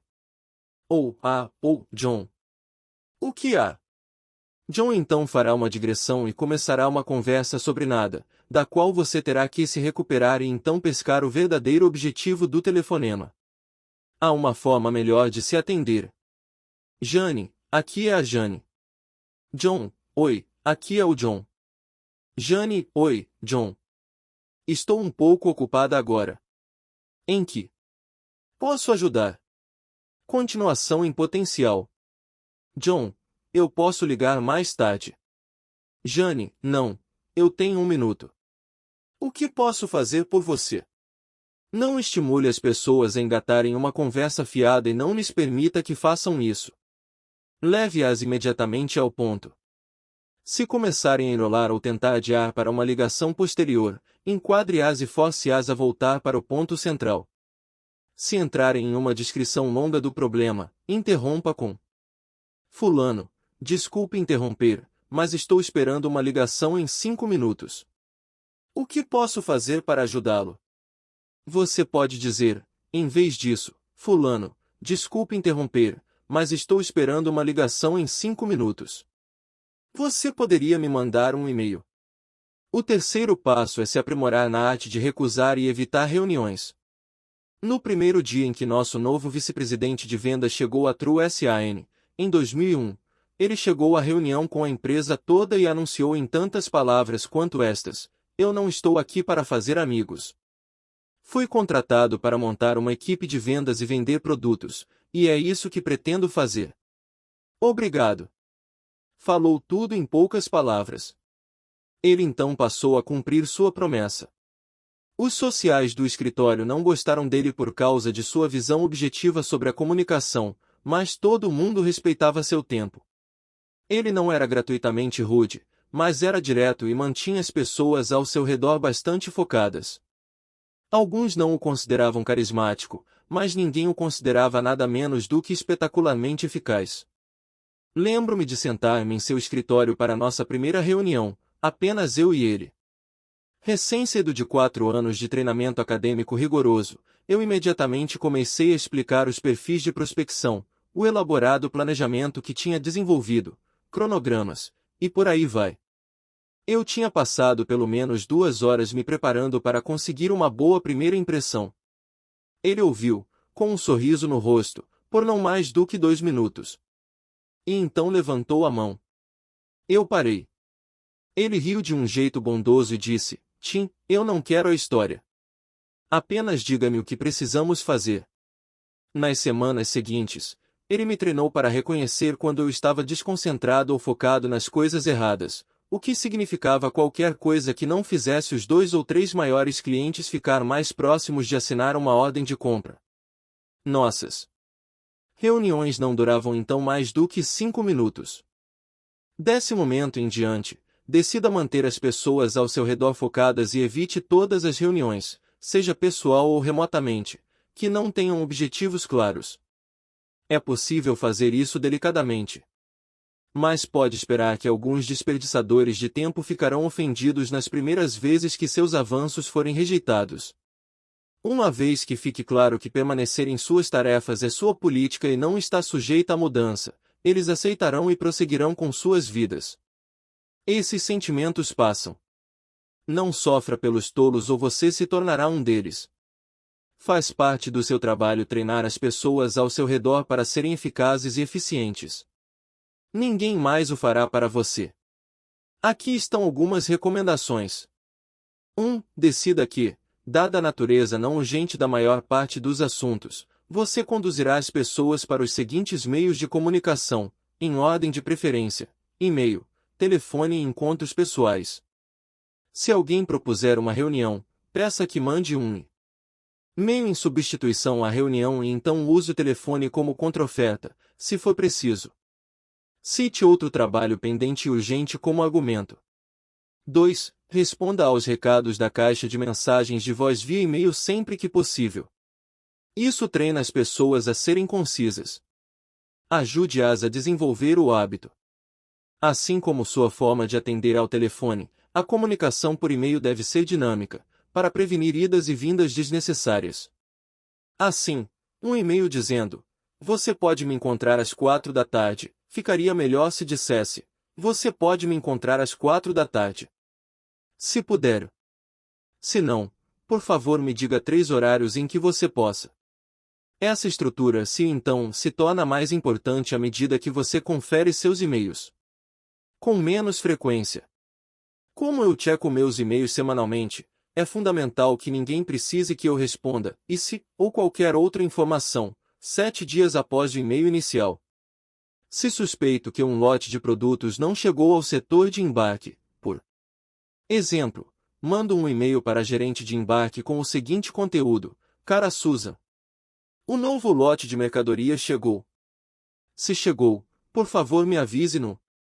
Se não, por favor contate fulano de tal no número 5555555 ou por e-mail, fulano@tal.com." Este e-mail segue com cópia para ele, e pergunte pela data de entrega e pelo número de referência. Fulano, se houver algum problema com a remessa, por favor fale com Susan, no telefone 555-4444, que ela tem autonomia para tomar decisões de até $500. Em caso de emergência, liguem para o meu celular, mas confio em vocês. Obrigado. Isso evita a maior parte das questões subsequentes, evita diálogos separados e me remove da equação de resolução dos problemas. Adquira o hábito de considerar que ações, se então, podem ser propostas em qualquer e-mail em que você faça uma pergunta. 3. Reuniões só devem ser marcadas para tomar decisões sobre uma situação predefinida, não para definir o problema. Se alguém propuser que você os encontre ou que marque uma hora para falar ao telefone, peça àquela pessoa para mandar-lhe um e-mail com a pauta, para definir o objetivo. Parece que dá. Para que eu possa me preparar melhor, você poderia me mandar um e-mail com uma pauta. Ou seja, com os tópicos e as questões que discutiremos. Seria ótimo. Desde já agradeço. Não lhes dê a chance de escapar. O desde já agradeço, antes de uma resposta incisiva aumenta suas chances de conseguir o tal e-mail. A comunicação por e-mail força as pessoas a definirem os resultados desejados de uma reunião ou de um telefonema. 9 em cada 10 vezes, uma reunião é desnecessária e você poderá responder às perguntas, uma vez definidas, por e-mail. Imponha esse hábito aos outros. Não tive sequer uma reunião pessoal em minha empresa em mais de 5 anos e participei de menos de uma dúzia de conference calls, sendo que todas duraram menos de 30 minutos. 4. Por falar em 30 minutos, se você absolutamente não puder evitar uma reunião ou um telefonema, defina o horário em que acabará. Não deixe essas discussões sem conclusão e mantenha-as curtas. Se as coisas estiverem bem definidas, as decisões não devem levar mais do que 30 minutos. Mencione outros compromissos em horários estranhos para torná-los mais críveis, por exemplo, 15h20 em vez de 15h30, e para forçar as pessoas a ficarem focadas em vez de socializar, reclamar ou divagar.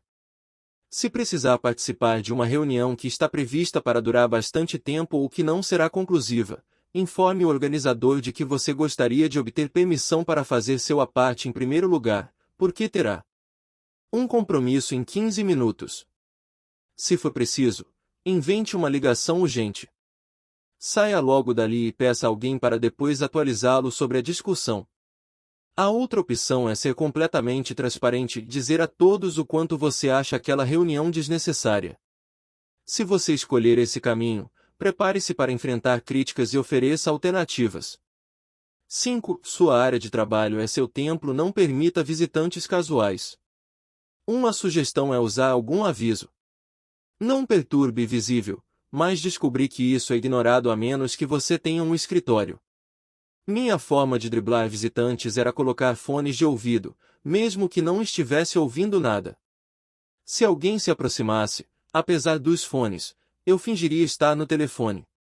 Colocaria um dedo sobre os lábios, diria algo do tipo, estou na escuta, e então diria para o microfone, você pode aguardar um segundo. Em seguida, viraria para o invasor e perguntaria, olá, o que posso fazer por você? Não deixaria que ele passasse aqui depois, mas o forçaria a adiantar o assunto, em não mais do que 5 segundos, e depois me mandar um e-mail, se for necessário. Se você não gosta de brincadeiras com fones de ouvido, deve responder ao invasor exatamente como faz atendendo ao celular. Oi, invasor. Estou ocupado agora. Como posso ajudá-lo? Se não ficar claro em 30 segundos, peça a ele para mandar-lhe um e-mail sobre o assunto em questão, não se ofereça para mandar o e-mail. Ficarei feliz em ajudar, mas tenho que terminar isto primeiro. Você pode mandar um e-mail para me lembrar. Se você ainda assim não conseguir despistar o invasor, dê a ele um limite de tempo sobre sua disponibilidade, o que também pode ser usado para conversas ao telefone. Ok, tenho apenas 2 minutos antes de precisar fazer um telefonema, mas qual é a situação e o que eu posso fazer para ajudar? 6. Use a aproximação do cachorrinho de estimação para ajudar seus superiores e seus colegas a desenvolverem o hábito de evitar reuniões. Em vendas, a aproximação do cachorrinho de estimação tem esse nome porque é baseada na abordagem usada por vendedores de lojas de animais de estimação. Se alguém gosta de um animalzinho mas fica hesitante em efetuar uma compra que vai alterar os hábitos de vida, apenas ofereça para deixá-los levar o animal para casa e trazer de volta caso mudem de ideia. É óbvio que isso raramente acontece. A aproximação do cachorrinho de estimação é de valor inestimável sempre que você encontrar resistências a mudanças permanentes. Arrebente a resistência com uma proposta reversível de vamos tentar apenas uma vez. Compare o seguinte. Acho que você vai adorar esse bichinho de estimação. Ele vai aumentar suas responsabilidades até ele morrer, daqui a uns 10 anos. Nada mais de férias despreocupadas, e você ainda vai ter que ficar catando a merda dele pela cidade. O que você acha? Versus. Acho que você vai adorar esse bichinho de estimação. Por que não o leva para casa e vê o que acha? Pode trazê-lo de volta se mudar de ideia. Agora imagine-se abordando seu chefe no corredor, dando um tapinha nas costas dele e dizendo: adoraria ir à reunião, mas tenho uma ideia melhor. Vamos parar de fazer reuniões, já que tudo o que fazemos é perder tempo e não decidimos nada útil. Versus: adoraria ir à reunião, mas estou completamente assoberbado e realmente preciso terminar algumas coisas importantes. Posso ficar de fora da reunião apenas hoje. De qualquer forma, eu ficaria distraído na reunião. Prometo que depois eu me atualizo, repasso os pontos da reunião com o fulano. Pode ser assim. As segundas alternativas parecem menos permanentes, e sua intenção é parecerem assim. Repita essa rotina e assegure-se de produzir mais fora da reunião do que as pessoas que foram a ela. Repita esse ato de desaparecer tanto quanto for possível e cite-o. Aumento da produtividade para converter essa mudança lenta de rotina em permanente. Aprenda a imitar qualquer boa criança, só essa vez. Por favor. Eu prometo fazer X. Os pais caem nessa porque as crianças ajudam os adultos a se enganar. Também funciona com chefes, fornecedores, clientes e também com o resto do mundo. Use, mas não caia nessa. Se um chefe pedir horas extras, só dessa vez, ele pedirá novamente no futuro.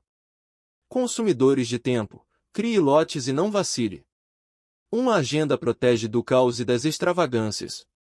M. Dillard, vencedora do prêmio Pulitzer em não ficção, 1975. Se você nunca usou uma gráfica comercial, os custos e os prazos de entrega podem deixá-lo surpreso. Assumamos que custam $310 e leva uma semana para imprimir 20 camisetas personalizadas com um desenho de 4 cores. Quanto custaria e quanto tempo levaria para imprimir 3 camisetas iguais? $310 e uma semana. Como é possível? Simples, os custos iniciais não mudam. O custo dos materiais para a preparação da chapa da impressora, $150, é o mesmo e também o trabalho do homem que fará a impressão. $100. O verdadeiro consumidor de tempo é a preparação, e por isso esse trabalho, a despeito de seu pequeno volume, precisa ser escalado como qualquer outro, resultando na mesma semana de prazo de entrega. A baixa escala do pedido dá conta do resto. O custo para 3 camisetas é de $20 por camiseta, em vez de $3 x 20 camisetas. A solução mais eficaz de custo e de tempo é, portanto, esperar até que você tenha um volume maior para pedir, um método chamado de lote. Criar lotes também é a solução para os consumidores de tempo, atividades que nos distraem, mas que são necessárias. Tarefas repetitivas que interrompem o mais importante. Se você checa sua correspondência e faz pagamentos de contas 5 vezes por semana, isso pode levar 30 minutos por sessão e você responde a um total de 20 cartas. Se fizer isso uma vez por semana, pode levar 60 minutos no total e você ainda responde as mesmas 20 cartas que responderia em 2 horas e meia. As pessoas usam a primeira maneira por medo de emergências. Em primeiro lugar, raramente há emergências verdadeiras. Em segundo, de toda comunicação urgente que você receberá, perder um prazo é normalmente reversível e, além disso, o custo de consertar é mínimo. Há um tempo inevitável de preparação para cada tarefa, seja ela grande ou pequena em escala. Normalmente, é o mesmo para um ou para uma centena. Há uma mudança de marcha psicológica, e pode levar até 45 minutos para retomar uma tarefa importante que foi interrompida. Mais de um quarto de cada período de 9 às 5, 28%, é consumido por tais interrupções. 2. Isso é verdade para todas as tarefas rotineiras e é precisamente a razão pela qual nós decidimos checar e-mails e telefonemas apenas 2 vezes por dia em horas específicas predeterminadas, entre as quais deixamos que os e-mails se acumulem. Nos últimos 3 anos, não chequei meus e-mails mais do que uma vez por semana, frequentemente fiquei até 4 semanas sem checar. Nada foi irreparável e nada me custou mais do que $300 para consertar. Fazer as coisas em lotes me economizou centenas de horas de trabalho redundante. Quanto vale o seu tempo? Vamos usar um exemplo hipotético. $20 por hora é o seu salário, ou o valor do seu tempo. Esse seria o caso, por exemplo, se você ganhasse $40.000 por ano e tirasse 2 semanas de férias por ano ou $40.000 dividido por 40 horas por semana x 50 semanas igual a 2.000, igual US cifrão 20 hora.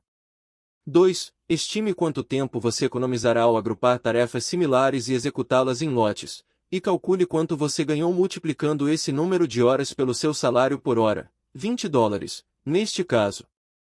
1x por semana, 10 horas igual $200.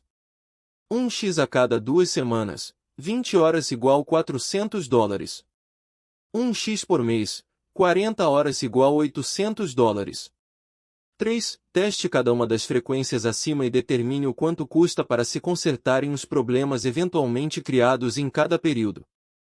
Se o custo for menor que as quantidades de dólares, aumente ainda mais o tamanho dos lotes. Por exemplo, usando a nossa matemática apresentada, se eu checar meus e-mails uma vez por semana e se isso resultar em uma perda média de 2 vendas por semana, somando $80 de lucro perdido, eu continuarei a checá-los apenas uma vez por semana, porque $200, 10 horas do meu tempo, menos $80 ainda perfazem um ganho líquido de $120, para não falar nos enormes benefícios de executar outras tarefas mais importantes nessas 10 horas. Se você calcular o benefício financeiro e emocional de concluir uma tarefa importante, tal qual conseguir um novo cliente ou fazer uma viagem memorável, verá que o valor dos lotes é muito maior do que o que você economiza por hora. Se os problemas custaram mais do que o que se economizaria, volte para a frequência imediatamente menor. Nesse caso, eu voltaria de uma vez por semana para 2 vezes por semana, e não para diariamente, e tentaria consertar o sistema para que eu pudesse estabelecer novamente uma frequência semanal. Não trabalhe mais quando a solução é trabalhar melhor. Agrupei em lotes tanto tarefas pessoais quanto profissionais, cada vez mais e mais conforme fui percebendo o quão raros são os problemas reais. Alguns dos meus lotes atuais são: e-mail, segundas-feiras, 10 da manhã, telefone, completamente eliminado, lavanderia, domingos alternados, 10 da noite, cartões de crédito e contas, a maior parte está em débito automático, mas confiro as faturas todas as segundas, após checar os e-mails, treinamento físico, todo dia 4, por 30 minutos, etc. Falha na delegação de poderes. Regras e rearranjos. A visão é realmente sobre delegar poderes aos funcionários, dando-lhes toda a informação sobre o que está acontecendo, de modo que eles possam fazer muito mais do que faziam no passado. Bill Gates, cofundador da Microsoft, homem mais rico do mundo. Falhas de delegação de poderes significam ser incapaz de realizar uma tarefa sem primeiramente obter permissão ou informação. Frequentemente, é um caso de ser microgerenciado ou de microgerenciar alguém, sendo que ambos consomem o seu tempo. Para o empregado, o objetivo é ter acesso total à informação necessária e tanta liberdade de tomar decisões independentemente quanto for possível. Para o empresário, o objetivo é fornecer tanta informação e liberdade de tomar decisões independentemente quanto for possível. Serviços de atendimento ao cliente são com muita frequência o epítome das falhas na delegação de poderes, e um exemplo pessoal da BrenQ-ICKEN ilustra claramente o quão sério mas o quão facilmente resolvível pode ser esse problema. Em 2002, terceirizei o serviço de atendimento ao cliente para rastreamento de pedidos e devoluções, mas mantive as questões relacionadas a produtos nas minhas mãos. O resultado: recebia mais de 200 e-mails por dia e passava todas as horas entre 9 e 5 respondendo-os, e o volume de mensagens crescia mais de 10% por semana. Tive que cancelar a propaganda e limitar os embarques, e um serviço adicional de atendimento aos clientes teria sido o prego final no meu caixão. Não era um modelo dimensionável. Lembre-se desta palavra, porque em breve ela será importante. Não era dimensionável porque havia um gargalo de informação e decisão, O problema. A quantidade colossal de e-mails que invadia minha caixa de entrada não era de forma alguma relacionada a produtos, mas mensagens dos representantes do serviço terceirizado de atendimento ao cliente pedindo permissão para diferentes ações. O cliente alega que não recebeu a remessa. O que devemos fazer? O cliente está com produtos presos na alfândega. Podemos enviar novamente para um endereço nos Estados Unidos. O cliente precisa do produto para uma competição em 2 dias. Podemos mandar com urgência e, nesse caso, quanto devemos cobrar? Era sem fim. Centenas sobre centenas de situações diferentes tornavam impraticável escrever um manual, e eu não tinha nem tempo nem experiência para fazer isso a contento. Felizmente, alguém tinha experiência, os próprios representantes terceirizados. Mandei um único e-mail para todos os supervisores, que imediatamente transformou 200 e-mails diários em menos de 20 por semana. Olá a todos! Eu gostaria de estabelecer uma nova política para nosso contrato, que substitui todas as outras. Deixar o cliente feliz. Se isso for um problema que custe menos de $100 para resolver, use seu julgamento e resolva. Isto é a permissão oficial por escrito e um pedido para resolverem todos os problemas cuja resolução custe menos de $100 sem me contatar. Eu não sou mais o seu cliente, meus clientes são os seus clientes. Não me peçam permissão. Façam o que acharem que é correto, e nós ajustaremos o que for preciso conforme formos avançando. Obrigado, Tim.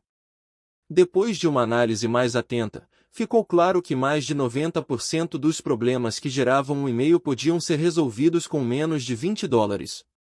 Revi os resultados financeiros da tomada independente de decisões semanalmente, por 4 semanas, depois mensalmente, e por fim semestralmente. É incrível como o QI de alguém parece dobrar logo que você dá a ele responsabilidade e indica que você confia nele.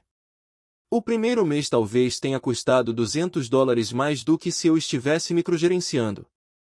Ao mesmo tempo, economizei mais de 100 horas por mês do meu tempo, os clientes receberam respostas com mais rapidez, as devoluções caíram para menos de 3%, a média da indústria é de 10 a 15%, e os terceirizados passaram a trabalhar menos tempo em meu contrato. Tudo isso resultou em crescimento rápido, margens maiores de lucro e pessoas mais felizes de todos os lados. As pessoas são mais espertas do que você pensa. Dê-lhes uma chance de provar seu valor. Se você é um funcionário microgerenciado, tenha uma conversa franca com seu chefe e explique a ele que você quer ser mais produtivo e interrompê-lo menos. Eu odeio ter que interrompê-lo tanto e tirar sua atenção de coisas mais importantes que você tem de fazer. Estava lendo algumas coisas e tenho algumas ideias de como posso ser mais produtivo. Você tem 1 segundo. Antes dessa conversa, desenvolva um certo número de regras, como as do exemplo anterior, que lhe permitirão trabalhar com mais autonomia e buscando menos aprovação. Seu chefe poderá rever o resultado de suas decisões diária ou semanalmente, nos primeiros estágios. Sugira uma semana de experiência e termine com: eu gostaria de tentar. Isso parece ser algo que possamos tentar por uma semana, ou com a minha favorita, é razoável. É difícil para as pessoas chamarem algo de não razoável. Entenda que chefes são supervisores, não senhores de escravos. Estabeleça-se como um desafiador consistente do status quo e a maior parte das pessoas aprenderá a evitar desafiar você, particularmente se for em prol de uma maior produtividade. Se você for um empresário microgerente, compreenda que, mesmo que você possa fazer algo melhor do que o resto do mundo faria, isso não significa que você deveria fazer, caso isso seja parte dos detalhes. Delegue poderes para que os outros ajam sem interrompê-lo. A conclusão é que você só tem os direitos pelos quais lutou. Estabeleça as regras a seu favor, limite o acesso ao seu tempo, force as pessoas a definir suas questões antes de gastar tempo com elas e agrupe em lotes suas tarefas simples de rotina, para evitar o adiamento de projetos mais importantes. Não permita que as pessoas o interrompam. Encontre o seu foco e você encontrará seu estilo de vida. Na próxima sessão, Automação, veremos como os novos ricos criam recursos financeiros livres de gerenciamento e eliminam o maior de todos os obstáculos restantes, eles mesmos. Item Perguntas e Ações Item. As pessoas pensam que deve ser divertido ser um supergênio, mas elas não imaginam o quão difícil é lidar com todos os idiotas do mundo. Calvin, de Calvin e Haroldo. Aprenda a reconhecer e a combater o impulso de interrupção. Isso se torna infinitamente mais fácil quando você tem uma série de regras, respostas e rotinas a seguir.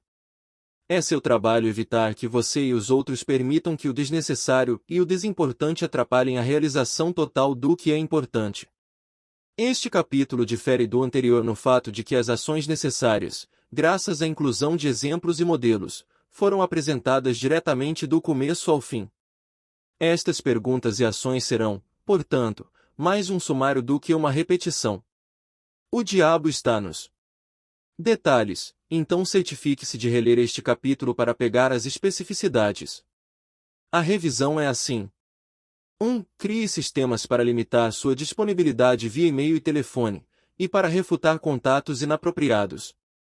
Estabeleça o roteiro de autorresposta e aprimore os vários métodos de evasão. Substitua o hábito do quem está falando pelo como posso ajudá-lo. Seja específico e lembre-se, nada de histórias. Foque em ações imediatas e pratique as políticas de eliminação das interrupções. Evite reuniões sempre que possível. Use e-mails em vez de reuniões para resolver problemas. Peça para não ir às reuniões, pode ser feito através da aproximação do cachorrinho de estimação. Se uma reunião for inevitável, lembre-se do seguinte. Vá a ela com uma lista clara de objetivos. Estabeleça uma hora para acabar a reunião ou saia mais cedo. 2. Agrupe atividades em lotes para limitar o custo de preparação e ganhar mais tempo para a realização dos sonhos no seu cronograma. Em que áreas posso criar rotinas de lotes? Isto é, que tarefas, seja lavar roupas, fazer compras, correspondência, pagamentos ou relatórios de vendas, por exemplo, eu posso agendar para uma hora específica a cada dia, semana, mês, semestre ou ano, de modo que não desperdice tempo repetindo-as mais do que o absolutamente necessário. 3. Estabeleça ou peça regras e diretrizes de autonomia com a revisão ocasional de resultados. Elimine o gargalo de decisões para todas as coisas que não são fatais se houver um erro. Se você for empregado, acredite em você mesmo o bastante para pedir mais independência, a título de teste. Tenha regras práticas preparadas e peça ao seu chefe esta liberdade, depois de surpreendê-lo com uma apresentação de improviso. Lembre-se da aproximação do cachorrinho de estimação, torne sua proposta uma experiência única e irreversível. Para o gerente ou empresário, dê aos outros a chance de provarem seu valor. A probabilidade de problemas irreversíveis ou de resolução cara é mínima e a economia de tempo é garantida. Lembre-se de que o lucro só é lucrativo se você puder usá-lo. Para isso, você precisa de tempo. Item truques e ferramentas item. Eliminando distrações com papel, captando tudo. Evernote, www.foroblog.com/Evernote.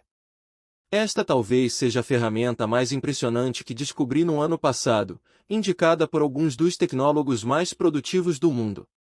O Evernote eliminou mais de 90% do papel em minha vida e quase todas as inúmeras abas que eu costumava deixar abertas nos navegadores da web, coisas que me distraem muito.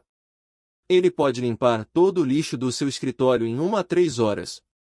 O Evernote permite que você capte informações em qualquer lugar usando qualquer dispositivo que esteja à mão, e absolutamente tudo pode ser pesquisado, encontrado, em qualquer lugar.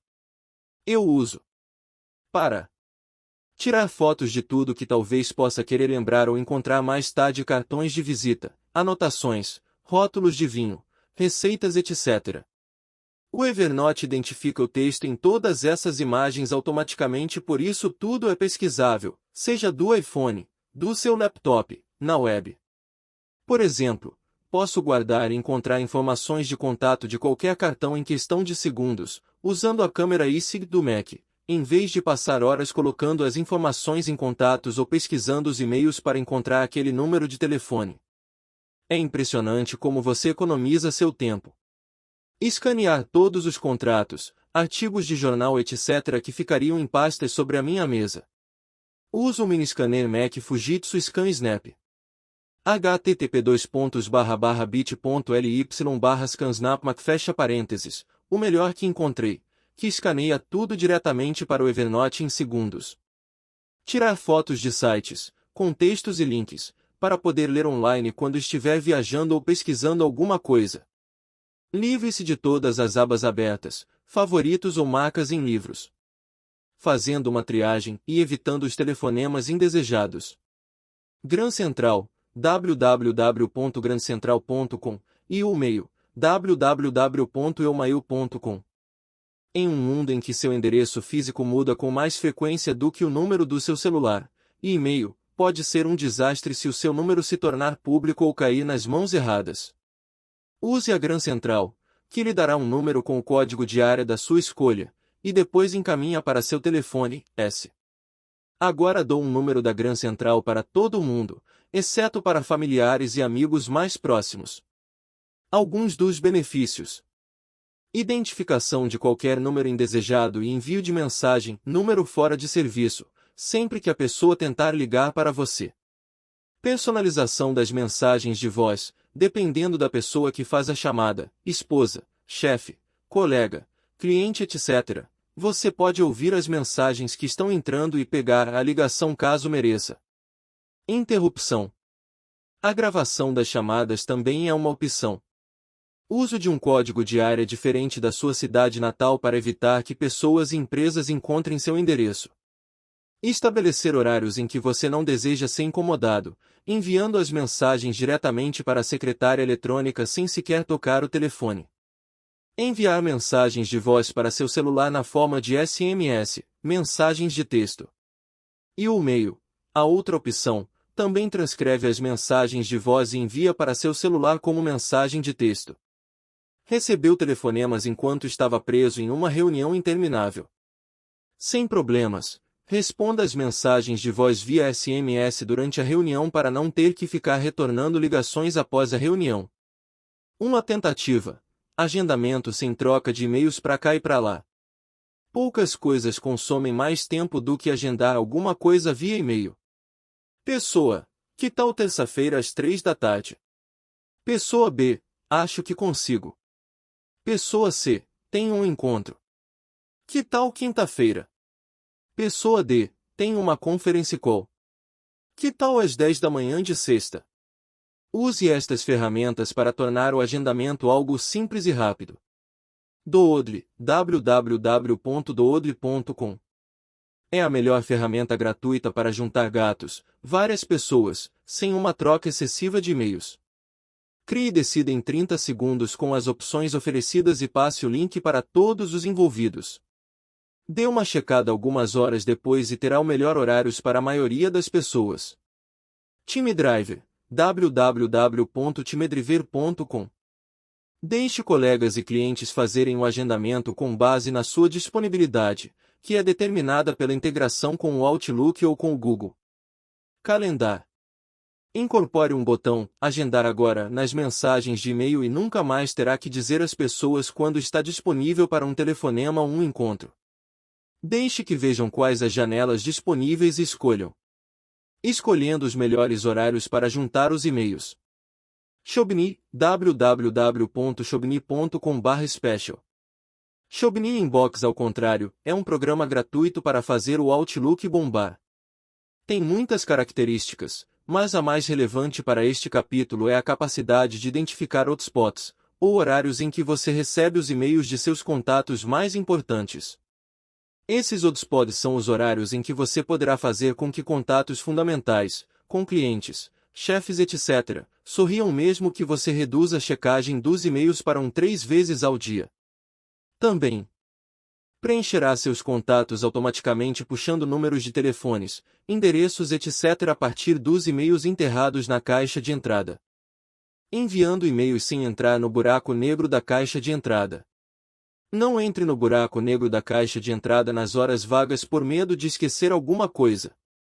Em vez disso, use estes serviços para se manter focado, seja concluindo um projeto crítico ou simplesmente aproveitando o fim de semana. www.j.com. Registre pensamentos, tarefas a serem feitas e lembretes com um simples telefonema gratuito. O serviço transcreve sua mensagem, 15 e 30 segundos, e envia por e-mail a quem você desejar, inclusive você mesmo, ou para o Google Calendar para agendamento automático. O J também permite que você envie mensagens de voz com links para o Twitter, www.twitter.com, Facebook, www.facebook.com, e outros serviços que consomem muito tempo se você entrar no site propriamente dito. Copital, www.copital.com. Você pode ditar qualquer mensagem de até 4 minutos e ter a transcrição enviada para seu e-mail em poucas horas. Excelente para brainstormings e a exatidão é impressionante. Evitando a navegação na web completamente Freedom, http://www.ibiblio.org/fred/freedom/. Freedom é um aplicativo gratuito que desabilita networking em um computador Apple por 480 minutos, até 8 horas, de cada vez. Com o Freedom você se verá livre das distrações da internet, podendo-se concentrar no trabalho a ser feito. O Freedom reforça a liberdade. Para sair do Freedom antes do tempo que você mesmo estabeleceu será preciso reiniciar o computador. O transtorno de ter que reiniciar o computador reduz as probabilidades de você trapacear, e assim você será mais produtivo. Experimenta o software por pequenos períodos no início, 30 a 60 minutos. Item desafiando o conforto. Item. Revisite os terríveis 2 dias.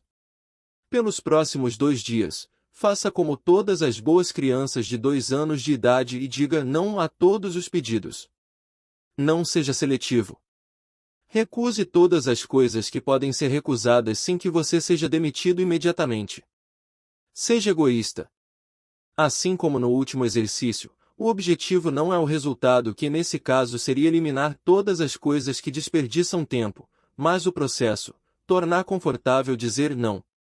Questões em potencial para se dizer não incluem: você tem 1 minuto. Quer assistir a um filme hoje à noite ou amanhã? Você poderia me ajudar com X? Não deve ser a resposta padrão para todos os pedidos. Não invente mentiras elaboradas ou você será pego por elas. Uma resposta simples: realmente não posso, desculpe. Estou com trabalho demais aqui para fazer, servirá como resposta genérica. Projeto de vida na prática. Ferramenta para agrupar caixa postal. Pode parecer óbvio, mas uma maneira fácil de estimular o agrupamento da correspondência é usar uma caixa postal em vez do endereço residencial. Usamos nossa caixa postal para limitar o acesso ao nosso endereço físico na internet, mas também é útil para receber a correspondência. A agência dos Correios que usamos tem lixeiras para material reciclável, de forma que pelo menos 60% da correspondência nem vem para casa. Há algum tempo passei a pegar a correspondência apenas uma vez por semana e descobri que não só comecei a economizar tempo, como aprendi a administrar melhor a correspondência, tirando do caminho o que não era importante em vez de separar para olhar depois. Laura Tyner. Para as famílias, trabalhe 4 horas por semana não significa necessariamente 4 meses em um barco no Caribe, a menos que esse seja seu sonho. No entanto, até mesmo o sonho mais simples, como ter tempo para caminhar pelo parque todas as tardes ou passar os fins de semana reunidos, merece que se tome uma atitude para colocar esse projeto em prática. Existem muitas abordagens diferentes para fazer com que isto funcione, e as crianças têm que prometer que não vão incomodar a mamãe no final da tarde, quando ela estiver trabalhando no computador. O marido cuida das crianças nesse horário, os pais combinam que uma vez por semana chamarão alguém para cuidar das crianças, etc. A grande recompensa para toda a família será ter mais tempo para passarem uns com os outros. Adrienne Jenkins. Por que não combinar uma mini aposentadoria com uma geoarbitragem dentária, ou médica, e financiar a viagem com a economia? Morei na Tailândia por 4 meses e fiz tratamento de canal. E uma coroa por 1/3 do que gastaria na Austrália. Existem clínicas muito boas na Tailândia, Filipinas, Vietnã, Goa, etc., com dentistas que falam inglês. E na Europa muitas pessoas vão para a Polônia ou para a Hungria. Basta pesquisar no Google a palavra dentista e o país e você encontrará muitos anúncios voltados para estrangeiros. Converse com os estrangeiros que encontrar no país ou em fóruns da internet para obter recomendações. Estou na Austrália, mas continuo combinando minhas viagens com cheque UPS anuais e o que economizo com dentistas cobre a minha passagem. Mesmo entre países desenvolvidos há uma diferença significativa nos custos. A França, por exemplo, é muito mais barata do que o Reino Unido e a Austrália é mais barata que os Estados Unidos. Nota de Tim. Descubra mais sobre o incrível mundo do turismo médico e a geoarbitragem em http://em.wikipedia.org/wiki/medical_turismo. Grandes seguradoras como a Aetna cobrem cirurgias e tratamentos no exterior. Anônimo.